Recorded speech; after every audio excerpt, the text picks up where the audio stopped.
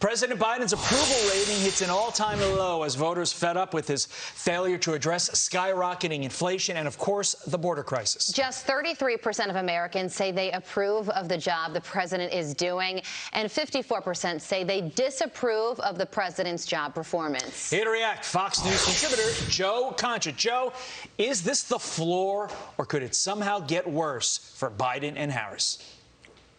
Wow. If this is the floor, then that's very, very bad, right? When you consider that Joe Biden's old boss and Barack Obama, excuse me, was about 10 points higher than Joe Biden is currently at right now, and he still lost 63 seats in the House in his first term in 2010. Boy, that's a scary thing. But it seems to be an impression thing at this point, guys, right?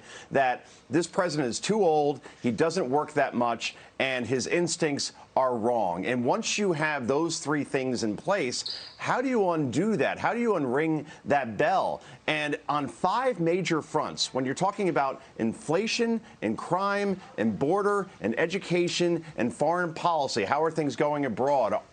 Is the world unstable? All of those things right now are going in the wrong direction for this president, and more people now think that he's not the guy who can solve all of those problems, certainly not in the next 5 months before the November midterm. So here we are right now. The Democratic Party certainly knows what's coming in November. We've said it before. We'll say it again. Not a red wave, a red tsunami, Todd and Carly. Yeah, I think you're absolutely right, especially when it comes to instincts. The president's approval ratings were really average, not that bad until the withdrawal from Afghanistan.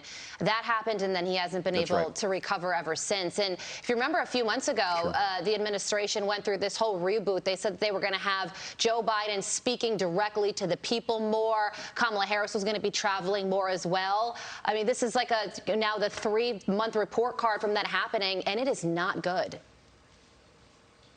Carly, that was a great pivot, right? We go from as far as talking about this next topic, which is so important, that the president himself needs to sell his agenda. He needs to go directly to the American people. He has done one interview in 2022. One. Think about that. And that's because Jen Psaki, who runs the communications team for this president, and his handlers as well, and Ron Klain, who's the chief of staff, and others within the White House, think that if he does an interview, even if they're cotton candy questions, even if it's T-ball, they're still going to have to clean up on aisle 5 afterwards, and it will be a net negative instead of a net positive overall in these situations. But look, you talk to Democratic strategists, and we had one story in the Hill yesterday who says that the losses coming will be of biblical proportions, unquote. So now we have dogs and cats living together, mass hysteria, to quote Bill Murray in Ghostbusters, I believe it was, Todd.